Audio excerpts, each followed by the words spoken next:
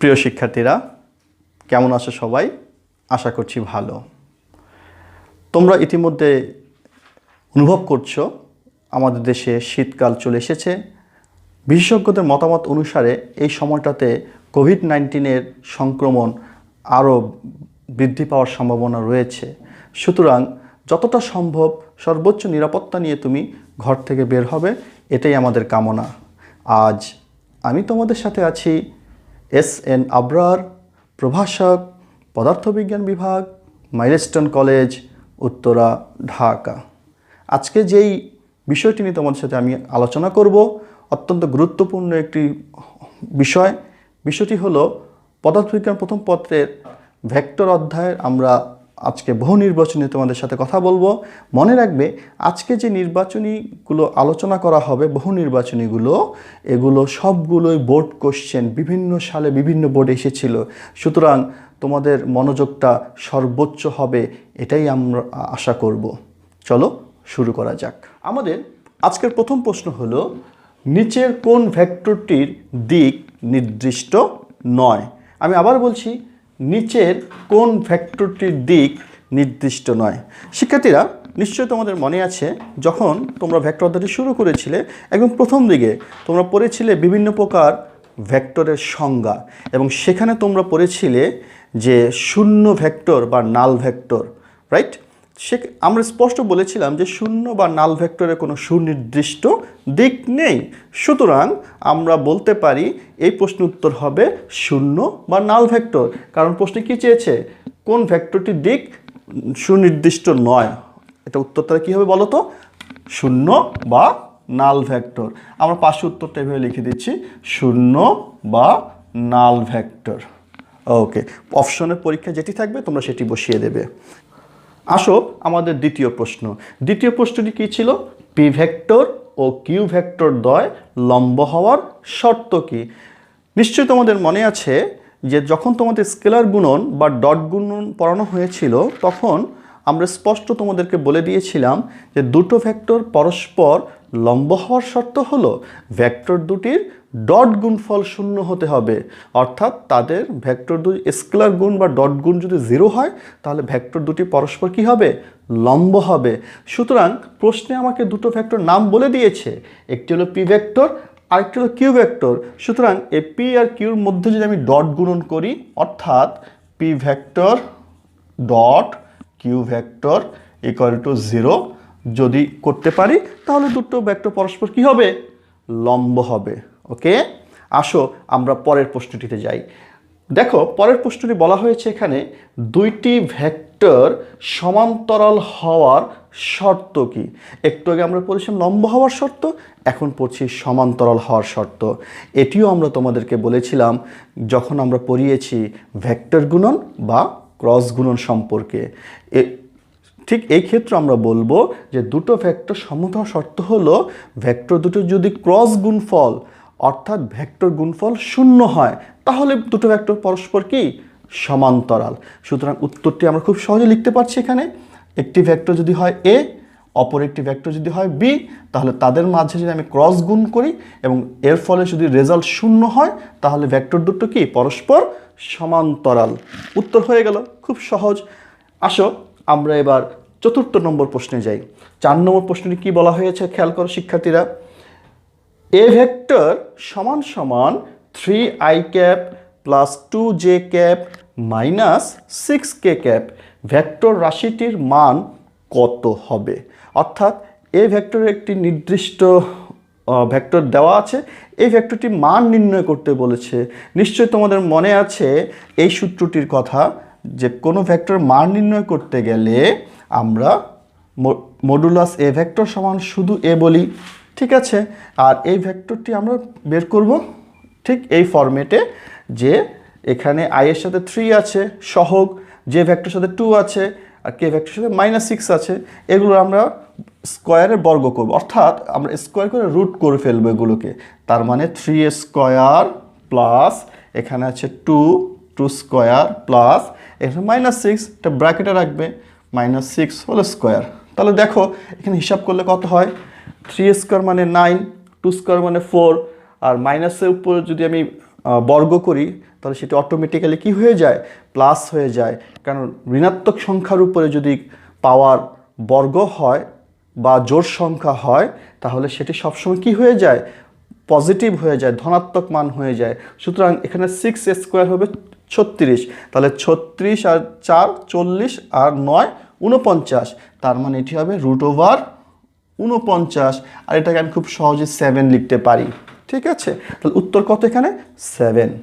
আসো এর পরের প্রশ্নটি আমরা যাই। পরের প্রশ্নটি একটি বহুপদী সমাপ্তি সূচক প্রশ্ন। এই ধরনের প্রশ্ন তোমরা ইতিপূর্বে অনেকবার দেখেছ। প্রশ্নটি কি, কার্লের ক্ষেত্রে 1 কার্ল একটি ভেক্টর রাশি, 2 কোনো ভেক্টরের কার্ল 0 হলে সেটি অঘূর্ণনশীল, এবং 3 নম্বর অপশনটি হলো কোনো ভেক্টরের কার্ল 0 হলে সেটি সলিনয়েডাল। শিক্ষার্থী বন্ধুরা, এখন আমাদের এই 3টি অপশনের মধ্যে কোনটি সঠিক সেটি আমাকে দিতে হবে। তোমরা দেখো যে প্রশ্নের অপশনে থাকে এখানে 1 নম্বরে 1 ও 2, 2 নম্বরে 2 ও 3, এরপরে 3 নম্বর অপশন থাকে 3 ও 4, চতুর্থ নম্বর অপশন কি থাকে 1 2 3 সবগুলো। এখানে আমরা দেখব যে নিচের কোন উত্তরটি সঠিক। আমরা দেখছি, আমরা জানি যে কার্লের একটি বৈশিষ্ট্য হলো কার্ল অবশ্যই একটি ভেক্টর রাশি, এটা আমরা জানি। এরপর 2 নম্বরে কি বলেছে, কোন ভেক্টরের কার্ল 0 সেটি অঘূর্ণনশীল, এটিও সত্য কথা, কার্লের বৈশিষ্ট্যের মধ্যে এটা আমরা পড়েছিলাম।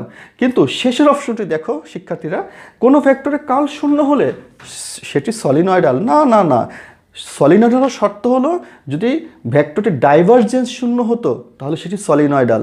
সুতরাং আমরা শেষের অপশনটি নিতে পারছি না, আমাদের উত্তর হবে প্রথম দুইটি অর্থাৎ 1 ও 2। আমরা সঠিক উত্তর লিখব এখানে 1 ও 2। শিক্ষার্থীরা, আমাদের পরবর্তী প্রশ্ন 6 নম্বর, ভেক্টর ভি কখন সলিনয়েডাল হবে?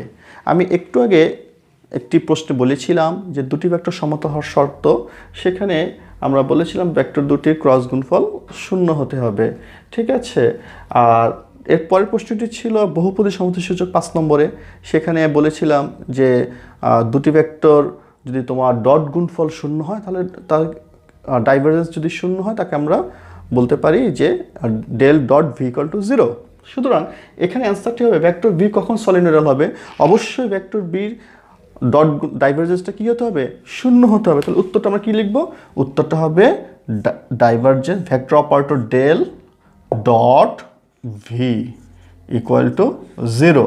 অর্থাৎ ভেক্টরটি ডাইভারজেন্স যদি 0 হয় তাহলে ভেক্টরটি কী হবে, সলিনয়েডাল, আর যদি 0 না হয় তাহলে সলিনয়েডাল নয়। ওকে, আচ্ছা এরপরে আসো পরবর্তী প্রশ্নে, পি ক্রস কিউ, পি একটি ভেক্টর, কিউ একটি ভেক্টর, তাদের ক্রস গুণফল।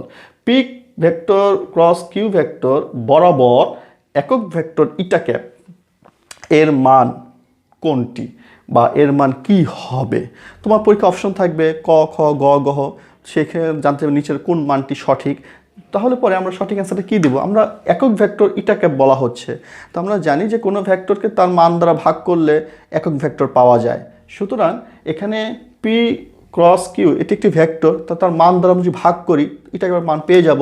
তো মানটা কত হবে, ইটা ক্যাপ সমান সমান ভেক্টরটা কি, P vector cross Q vector, তার মান দ্বারা ভাগ করতে হবে। অর্থাৎ P vector cross Q vector এটাকে যদি আমরা মডুলাস করি বা পরম মান করি তাহলে খুব সহজেই আমরা এই সূত্রটা পেয়ে যাই, আর এটি হলো অপশনের সঠিক অ্যান্সার হবে। ক্লিয়ার? ওকে, আচ্ছা এবার আসো আমরা পরবর্তী প্রশ্নে যাই 8 নম্বর। এখানে বলা হচ্ছে 3টি একক ভেক্টরের কথা, I cap, J cap, K cap পরস্পর কত কোণে অবস্থিত। খুবই চমৎকার একটি প্রশ্ন এবং ইম্পর্টেন্ট। এই কোশ্চেনটি বারবার তোমাদের বিভিন্ন বোর্ড পরীক্ষা এসেছিল। সুতরাং কোশ্চেনটি অ্যান্সার আমরা কি লিখব, এটার অ্যান্সার হবে কত কোণে অবস্থিত, এটা সরাসরি অ্যান্সার হবে 90 ডিগ্রি কোণ। কিভাবে, আমরা তো বলেছিলাম যদি এটা এক্স অক্ষ হয়, এটা যদি ওয়াই অক্ষ হয়, আর জেড অক্ষ যদি এই বরাবর হয় তাহলে এদের প্রত্যেকের মাঝে কত ডিগ্রি কোণ, এটা 90 ডিগ্রি কোণ। সুতরাং জেড অক্ষ তো আসলে এইভাবে হওয়ার কথা না, এটা সোজা হওয়ার কথা ছিল। যেহেতু বোর্ডে আমরা এইভাবে সোজা দিতে পারছি না, একটু বাঁকা করে দিলাম, বিধায় এর কোণটা কত হবে 90 ডিগ্রি। সুতরাং প্রত্যেকের মধ্যেই 90 ডিগ্রি কোণ করে অবস্থান করছে। অর্থাৎ এক্স অক্ষ বরাবর তোমার আই ভেক্টর, ওয়াই অক্ষ বরাবর জে ভেক্টর, আর জেড বরাবর কে ভেক্টর, প্রত্যেকের মধ্যে 90 ডিগ্রি কোণ অর্থাৎ এক সমকোণে তারা অবস্থান করছে। আচ্ছা, আসো পরবর্তী প্রশ্নে। পরবর্তী প্রশ্নটা খুবই ইম্পর্টেন্ট। আর একটি ভেক্টর, তার মান, ভেক্টরটি মান দেওয়া আছে 4i cap minus 6j cap plus 12k cap হলে এর সমান্তরাল একক ভেক্টর নিচের কোনটি হবে? অর্থাৎ অপশনে থাকবে ক, খ, গ, ঘ। সঠিক অ্যান্সারটা তোমাকে নির্বাচন করতে হবে। আমরা কত দ্রুত এটা নির্বাচন করতে পারি সেটা হচ্ছে তোমার দক্ষতার উপর নির্ভর করে। অর্থাৎ তোমার প্র্যাকটিস যদি খুব বেশি থাকে, চর্চা, খুব দ্রুত ম্যাট্রিক্স সলভ করতে পারবে। কিভাবে করব? লক্ষ্য করো শিক্ষার্থী বন্ধুরা। প্রথমে কি বলেছে? এর সমান্তরাল একক ভেক্টর। তো একক ভেক্টর যেন কি যেন ছিল? কোনো ভেক্টরকে তার মান দ্বারা ভাগ করলে যে ভেক্টর পাওয়া যায় তাকে একক ভেক্টর বলে। তাহলে পরে আমরা ভেক্টরটি হলো আর, তার মান হবে, দেখো সূত্রটি আমরা লিখে ফেলি। তাহলে মূল সূত্র হবে আর ভেক্টর ডিভাইড বাই শুধু আর, তাই না? এখন আর ভেক্টরটা কত ছিল প্রশ্নে? 4i ক্যাপ লিখে ফেলি। 4i cap minus 6j cap plus 12k cap. Okay, আর শুধু আর, এটা তো আমরা জানি কীভাবে বের করতে হয়। শুধু আর রুট ওভার 4 স্কোয়ার, আই এর সাথে 4 আছে, প্লাস জে এর সাথে -6, তো ব্র্যাকেটে -6 হোল স্কোয়ার প্লাস কে এর সাথে আছে 12, তাহলে 12 স্কোয়ার। তা আলটিমেটলি এখানে যদি আমি হিসাব করি তাহলে রেজাল্টটা আসবে এখানে নিচে 196 রুট ওভার 196। উপরে যা ছিল তাই থাকবে। তাহলে উপরে কী ছিল আমার? 4i cap minus 6j cap plus 12k cap. Okay, ঠিক আছে। এবার রুট ওভার 196, এটা 14 সংখ্যার একটি বর্গ। তার মানে 196কে আমি যদি 14 স্কোয়ার করি, স্কোয়ার রুট কাটাকাটি চলে যাবে, শুধু 14 থাকবে। তাহলে উপরে থাকলো কি? 4i cap minus 6j cap plus 12k cap. Okay, তোমার এই পর্যায়ে অ্যান্সার হতে পারে, অথবা তুমি এটাকে আলাদা আলাদা করে দিতে পারো। আলাদা আলাদা করলে 4i ক্যাপ বাই 14, এটা আলাদা করলে কত হবে? উপরে হবে 2, নিচে হবে 7, কাটাকাটি করলে সংখ্যাটি, ঠিক আছে। পাশে হবে তোমার কি? i ক্যাপ মাইনাস উপরে 6, নিচে 14। তুমি যদি 2 দিয়ে কাটাকাটি করো তাহলে উপরে হবে তোমার কত? 3, নিচে হবে 7, পাশে j ক্যাপ প্লাস ওখানে ছিল 12k ক্যাপ। তুমি যদি 2 দিয়ে কাটাকাটি করো তাহলে উপরে হবে 6, 6 দুগুণে 12, নিচে হবে 7 দুগুণে 14, 7k ক্যাপ। বাস, এটি তোমার সঠিক অ্যান্সার। এখন এই অঙ্কটি করতে তোমার দক্ষতার উপর নির্ভর করবে কত অল্প সময়ে তুমি শেষ করতে পারবে। সুতরাং এই ধরনের অঙ্কগুলো তুমি প্রচুর প্রচুর প্র্যাকটিস করবে। শিক্ষার্থী বন্ধুরা, বুঝতে পেরেছ? আমাদের পরবর্তী প্রশ্নটা হলো, দেখো, একটি লন রোলার টানা ও ঠেলার জন্য অনুভূমিকের সাথে 30 ডিগ্রি কোণে 20 নিউটন বল প্রয়োগ করা হলো। টানার সময় ওজন ঠেলা অপেক্ষা কত কম হবে? প্রশ্নটা ভালো করে খেয়াল করো। এখানে কোণের মান কত দেওয়া আছে? 30 ডিগ্রি, তাহলে এটা থিটার মান। আর বল কত দেওয়া আছে? 20 নিউটন, এটা এফ এর মান। আমাকে বলেছে টানার সময় ওজন ঠেলা অপেক্ষা কত কম হবে। আমরা অবভিয়াসলি এটা পূর্ব থেকেই আমরা জানি যে লন রোলার ঠেলা অপেক্ষা টানা অধিকতর সহজ। সুতরাং টানার সময় ওজনটা কম হবে, এটা সুনিশ্চিত। কার অপেক্ষা? ঠেলার অপেক্ষা। অর্থাৎ ঠেলার তুলনায় টানাটা ওজন অনেক কম হয়। এখন কত কম হয় সে পার্থক্যটা তোমাকে বের করতে বলেছে। এখন আমরা তো জানি এরকম যে টানার সময় যে ওজনটা, সে ওজনের সূত্রটা হলো W minus F sine theta, তাই না? এটা আমরা টানার সময় প্রকৃত ওজন থেকে কমে যায়, এই জন্য টানতে সুবিধা। আর যখন তোমার ঠেলা হয় তখন ওজনটা বৃদ্ধি পায়, তখন সেই সূত্রটা কি দাঁড়ায়? W plus F sine theta. এখানে প্লাস কেন হলো বলো তো? কারণ ওজনটা বৃদ্ধি পাচ্ছে, এই জন্য প্লাস। এখন তুমি যদি পার্থক্য করো বা বিয়োগ করো তাহলে আলটিমেটলি আমরা দেখব বড়টা থেকে ছোটটা কি করতে হয়? বিয়োগ দিতে হয়। এখানে বড়কে, ঠেলাটা বড় কারণ এটা বৃদ্ধি পাচ্ছে, আর টানাটা ছোট। শুধু আমরা বিয়োগ করার সময় এখানে লিখব পার্থক্যটা কি হবে? সমান সমান W plus F sine theta minus ব্র্যাকেটে হবে W minus F sine theta. ঠিক আছে, পার্থক্য করার জন্য মাইনাস আমরা ব্যবহার করলাম। এখন তুমি যদি ব্র্যাকেট উঠিয়ে দাও পরের লাইনে, তাহলে এই মাইনাস এফ সাইন থিটা কী হয়ে যাবে? প্লাস হয়ে যাবে, তাই না? তাহলে আমরা উঠিয়ে দিই পরের লাইনে, তাহলে এখানে হলো W plus F sine theta. F এর মান যেন কত নিউটন? 20 নিউটন। তাহলে আমরা বসিয়ে দিলাম 20 ইন্টু সাইন থিটা, থিটা কত? 30 ডিগ্রি। এখন তুমি জানো সাইন 30 ডিগ্রি মান হচ্ছে কত? হাফ, অর্থাৎ 0.5। আমরা এখানে মানটা বসিয়ে দিই সরাসরি, হাফ মাইনাস ডাব্লিউ, ব্র্যাকেট উঠিয়ে দিলে এটা প্লাস হয়ে যাবে, এফ কত? 20 আর থিটা কত? 30 ডিগ্রি। তাহলে একবারে যদি বসিয়ে দেই, সাইন 30 মানে কত? হাফ। আমরা একবারে কেন করব? কারণ পরীক্ষা হলে তো আমাদের এত সময় পাবো না, এমসিকিউ তো খুব শর্ট টাইম আমাদের, এই জন্য আমরা আরও শর্ট করে করার চেষ্টা করব। এখন দেখো শিক্ষার্থীরা, এখানে অঙ্কটা ছোট হয়ে আসলো। দেখো এই প্লাস ডাব্লিউ মাইনাস ডাব্লিউ কাটাকাটি চলে গেল, ঠিক আছে। আর এখানে কি থাকতেছে তোমার 20 ইন্টু হাফ, তার মানে এটাকে হিসাব করলে হয় 10, আর পরেরটা কী হলো? প্লাস 20 ইন্টু হাফ, একই কথা, এটাও 10, তার মানে টোটাল যোগ করলে হয় 20 এত নিউটন। তার মানে আমরা দেখতে পেলাম এটা পার্থক্যটা হচ্ছে 20 নিউটন, অর্থাৎ টানার সময় ওজন ঠেলা অপেক্ষা 20 নিউটন কম হবে। শিক্ষার্থীরা, আমাদের পরবর্তী প্রশ্নটি হলো 11 নম্বর। একজন সাইকেল আরোহী সমতল রাস্তার উপর দিয়ে কত বেগে চললে 6 মিটার পার সেকেন্ড বেগের বৃষ্টির ফোঁটা তার গায়ে 45 ডিগ্রি কোণে পড়বে? তার মানে কি কি তথ্য দেওয়া আছে তোমরা একটু খেয়াল করে দেখো। এখানে দেওয়া আছে 6 মিটার পার বেগের বৃষ্টি ফোঁটা, তার মানে বৃষ্টির ফোঁটার বেগ দেওয়া আছে, এবং আরেকটু দেওয়া আছে কোণের মান, অর্থাৎ কোণ কত? এখানে কোণ দেওয়া আছে 45 ডিগ্রি, থিটার মান। তাহলে আমাদের সূত্র তো অবশ্যই জানা আছে। সূত্র কী হবে বলো তো? সূত্র হলো আমাদের ট্যান থিটা সমান সমান আমরা লিখব পি বাই কিউ। এখানে আমরা পিকে কি ধরবো? পিকে ধরবো আমরা সাইকেল আরোহীর বেগ পি, আর কিউটা কি? বৃষ্টির ফোঁটার বেগ। তাহলে তোমাকে এখানে কিসের মান বের করব? আমরা পির মান বের করব। তাহলে আমরা বা পি সমান সমান সাইড চেঞ্জ করলে কী হবে? কিউ গুণন ট্যান থিটা, আর ট্যান থিটার মান তো তোমার দেওয়াই আছে, থিটার মান কত? 45 ডিগ্রি। তাহলে এখানে কিউর মানটা কত দেওয়া আছে? 6 মিটার পার সেকেন্ড। তাহলে আমরা যদি পরের লাইনে একবারে বসাই, এখানে কিউ থাকলো ইন্টু ট্যান কত ডিগ্রি? 45 degree, right. আর ট্যান 45 ডিগ্রির মান শিক্ষার্থী বন্ধুরা তোমরা জানো 1। সুতরাং আমরা খুব সহজেই পরের লাইনটিকে বলতে পারি এটি যে ট্যান 45 ডিগ্রি মান হবে 1।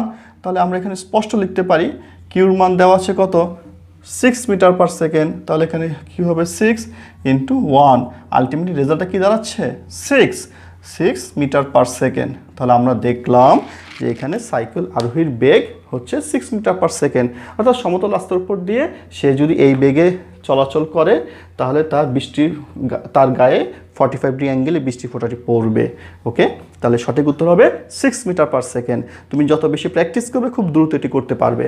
আসো পরবর্তী প্রশ্নে। আমাদের 12 নম্বর প্রশ্নে বলে দেওয়া আছে ভেক্টর বিভাজনের উদাহরণ কোনটি? পরীক্ষায় যদি অপশন থাকবে ক, খ, গ, গহ, সেই সময় কোনটি শব্দ ব্যবহার করেছি।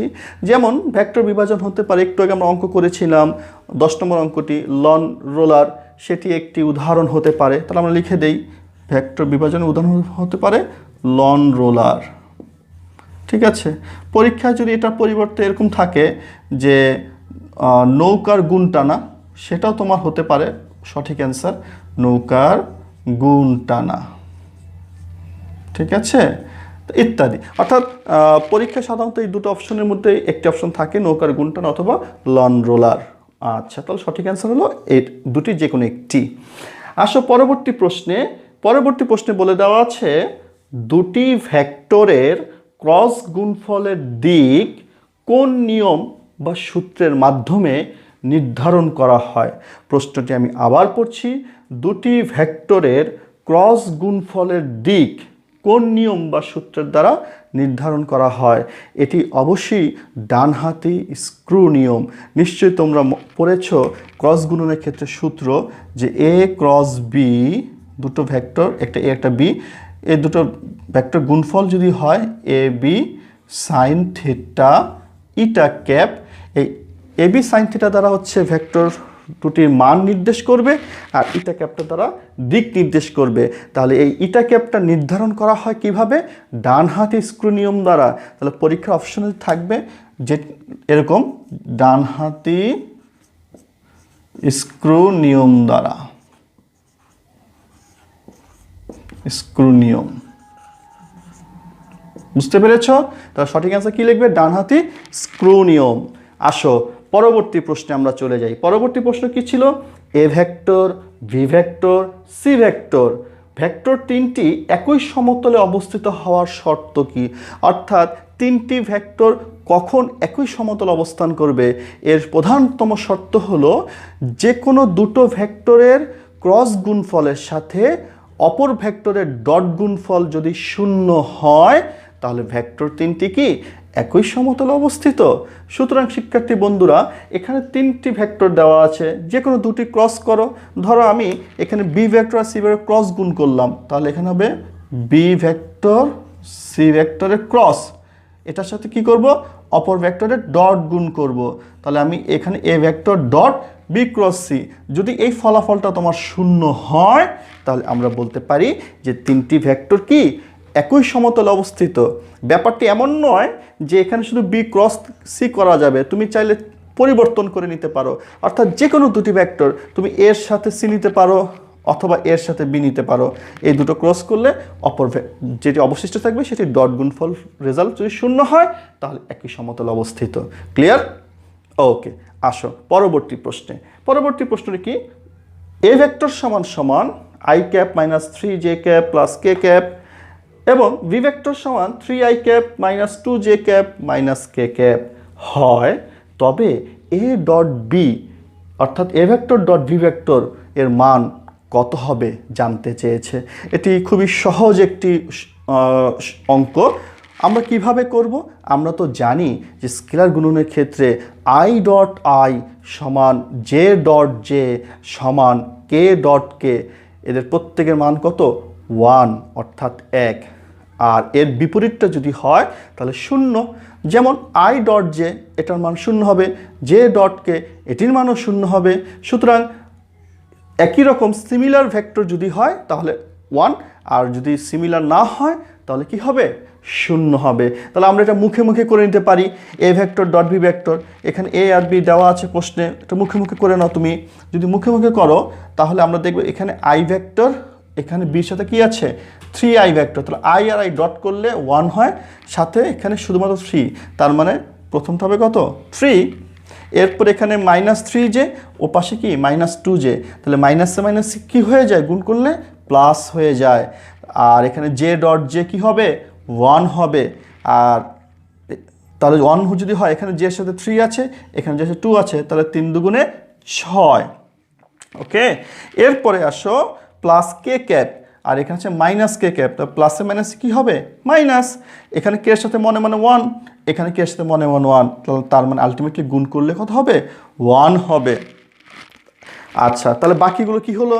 আয়ের সাথে যদি আমি জে করি 0, আয়ের সাথে যদি কে করি তাও 0, কারণ একটু আগে বলেছি একই রকম ভেক্টর যদি হয় তাহলে 1, আর যদি পরিবর্তন হয় তাহলে 0। তাহলে বাকিগুলো আমার লেখার প্রয়োজন নেই, আমি শুধুমাত্র সিমিলার ভেক্টরগুলো গুণ করে নিলাম। তাহলে এখানে হিসাব করলে আমাদের কত আসে রেজাল্টটা দেখো।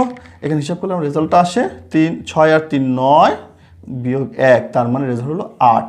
তাহলে এখানে 8 হলো তোমার সঠিক অ্যান্সার। যেহেতু এমসিকিউ এক্সাম, তোমাকে পুরোটা করার সুযোগ নেই, তুমি শর্টকাটে যত দ্রুত করতে পারো এটি তোমার জন্য তত বেশি মঙ্গল। শিক্ষার্থীরা, আমাদের পরবর্তী যে প্রশ্নটি ছিল 16 নম্বর প্রশ্নটি হলো, যদি এ ভেক্টর সমান সমান 3i cap minus 4j cap plus 2k cap এবং বি ভেক্টর সমান 6i cap minus 2j cap minus 3k cap হয়, তবে এ ক্রস বি এর জন্য নিচের কোনটি সঠিক। তার মানে এখানে অপশন দেওয়া থাকবে ক খ গ ঘ, তুমি কোনটি সঠিক নির্বাচন করবে। ঠিক আছে, যেহেতু এগুলো সবগুলো বোর্ড প্রশ্ন থেকে আমরা নির্বাচন করেছি, সেহেতু আমরা কোশ্চেনটি উঠিয়ে দিয়েছি, অ্যান্সারটা শুধুমাত্র এক কথা আমরা লিখে দেব। এখানে দেখো, এখানে জানতে চেয়েছে এ ক্রস বি, অর্থাৎ একটি ভেক্টর গুণন করে তোমাকে দেখাতে হবে। এখন তুমি জানো ভেক্টর গুণনের নিয়ম কি, তো আমরা এটি একটু দেখিয়ে দিতে চাই। ভেক্টর গুণনের ক্ষেত্রে তুমি জানো প্রথমে ভেক্টরের গুণন ফর্মুলাটা তুলে দিতে হবে, তোমাকে উঠিয়ে নিতে হবে।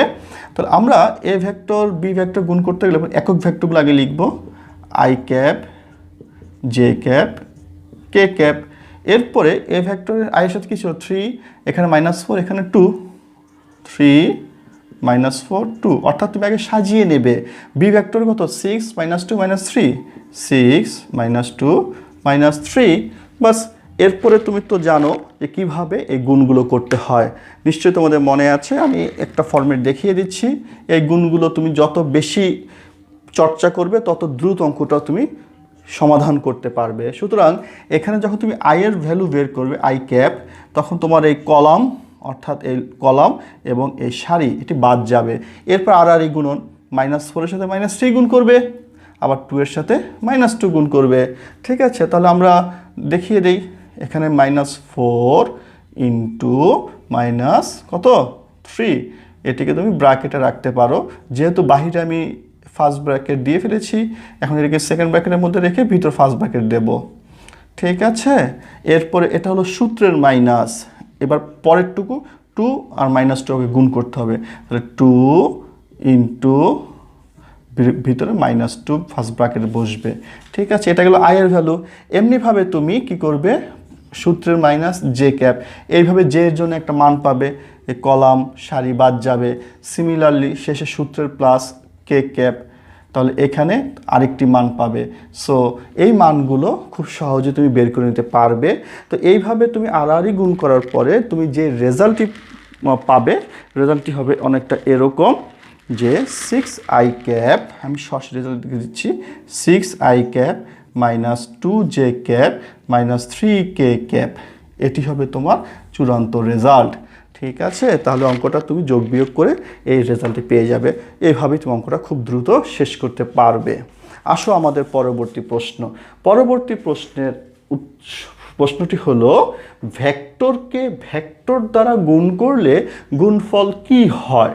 আবারও বলছি, একটি ভেক্টরকে আরেকটি ভেক্টর দ্বারা গুণ করলে গুণফল কি হয়?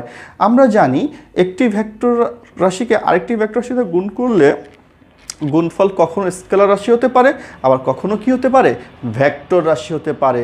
এখন পরীক্ষা অপশন থাকতে পারে যে একটি ভেক্টরকে আরেকটি ভেক্টর দ্বারা গুণ করলে অপশন ক ভেক্টর পাওয়া যায়, ভেক্টর রাশি, অপশন খ স্কেলার রাশি, অপশন গ উভয়ই পাওয়া যায়।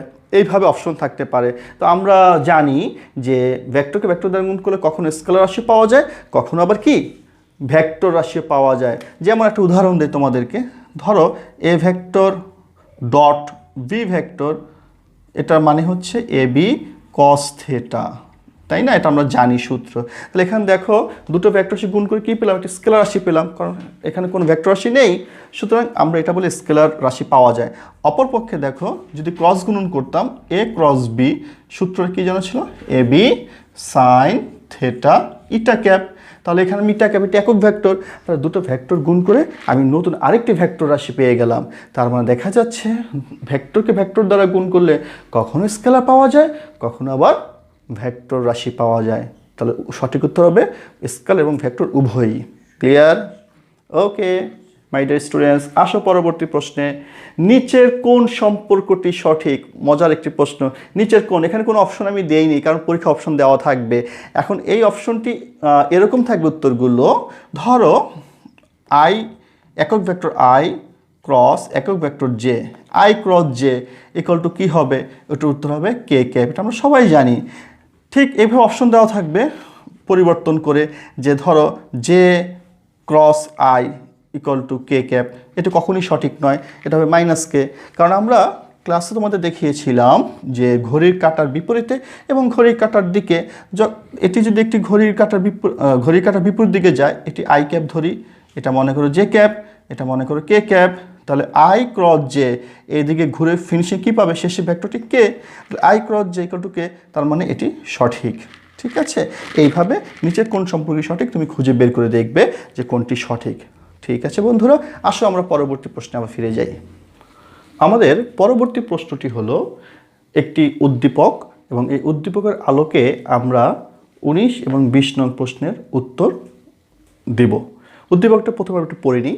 উদ্দীপকটি বলা হয়েছে, নিচের চিত্রে এ ভেক্টর বি ভেক্টর দুটি থিটা কোণে ওপি এবং ওকিউ বরাবর ক্রিয়াশীল। এদের স্কেলার গুণন ও ভেক্টর গুণন যথাক্রমে A vector dot B vector এবং A vector cross B vector দ্বারা প্রকাশ করা হয়।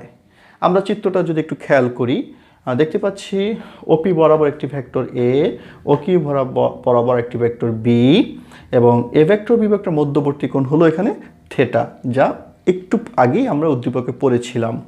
এখন এই চিত্রের আলোকে বা উপযুক্ত তথ্যের আলোকে আমরা 19 ও 20 নং প্রশ্নের উত্তর দিতে চাই। তো চলো শিক্ষার্থী বন্ধুরা, আমাদের 19 নং প্রশ্নটি কী ছিল একবার দেখে নিই।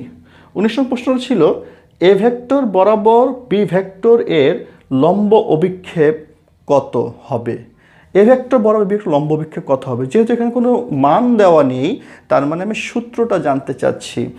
এখানে খুব সংক্ষেপে একটু বলবো যে বি ভেক্টর এর লম্ব বিক্ষেপ, দেখো প্রশ্নের দ্বিতীয় অংশে বি ভেক্টর লম্ব বিক্ষেপ, যার লম্ব বিক্ষেপ বলবে তার কস থিটা হবে সূত্র। তার মানে এখানে আমরা সরাসরি উত্তরে লিখতে পারি যে বি ভেক্টর লম্ব বিক্ষেপ, তার সূত্র হবে তোমার বি কস থিটা। ঠিক আছে, খুব সহজ। তাহলে আমরা যদি প্রশ্নে বলতো উল্টো করে যে বি ভেক্টর বরাবর এ ভেক্টর লম্ব বিক্ষেপ, তাহলে এখানে কি লিখতাম আমরা, এ কস থিটা। সুতরাং যার লম্ব বিক্ষেপ বলবে তার কস থিটা আমরা বসাবো। ক্লিয়ার? ওকে, আসো পরবর্তী শেষ প্রশ্নটি আমাদের বলে দেওয়া আছে, এ ভেক্টর ও বি ভেক্টর। ঠিক আছে, এ ভেক্টর বি ভেক্টর, এখানে বহুপদী সমাপ্তি সূচক 1 নম্বরে বলা আছে ক্রস গুণন বিনিময় সূত্র মেনে চলে না। বাস্তবিকই কিন্তু মেনে চলে না, এটা আমরা জানি। 2 নম্বর অপশন দেওয়া আছে ডট গুণন বিনিময় সূত্র মেনে চলে, এটিও সঠিক। তৃতীয় অপশনটি দেওয়া আছে ডট ও ক্রস গুণন উভয়ই বিনিময় সূত্র মেনে চলে। কখনোই না, একজন মানে আরেকজন মানে না। তাহলে কে মানে ক্রস গুণন বিনিময় সূত্র মেনে চলে না, আর মানে কে ডট গুণন বিনিময় সূত্র মেনে চলে। তার মানে আমি দেখতে পাচ্ছি অপশনের বহুপদী সমসূচকের 1 এবং 2 এই দুটো উত্তর সঠিক, তৃতীয়টি ভুল। তার মানে প্রশ্ন করবে নিচের কোনটি সঠিক। এখন অপশন থাকবে 1 ও 2, 2 ও 3, 1 ও 3, 1, 2, 3, এইভাবে অনেকগুলো অপশন থাকে। তাহলে আমাদের সঠিক অ্যান্সার দেখতে পাচ্ছি 1 এবং 2। তাহলে আমাদের সঠিক অ্যান্সার এখন হবে উত্তরমালা 1 এবং 2। বাস হয়ে গেল শিক্ষার্থী বন্ধুরা। তো শিক্ষার্থীরা, আজকে আমরা বহুপদী সমষ্টি সূচক এখানেই শেষ করলাম, অর্থাৎ ভেক্টর অধ্যায় বহু নির্বাচনী যে এমসিকিউগুলো নিয়ে আজকে আমরা আলোচনা করলাম, এগুলো তোমরা বারবার অনুশীলন করবে, এবং এরই ধারাবাহিকতায় ও অধ্যায়ের বাকি এমসিকিউগুলো তোমরা যত বেশি চর্চা করবে তত বেশি পরীক্ষায় অ্যান্সার করতে হবে আরও অল্প সময়ে অধিক দক্ষতার সাথে। তো শিক্ষার্থী বন্ধুরা, ভবিষ্যৎ তোমাদের মঙ্গল কামনা করে আজকের মতো আমি এখানেই বিদায় নিচ্ছি। খোদা হাফেজ।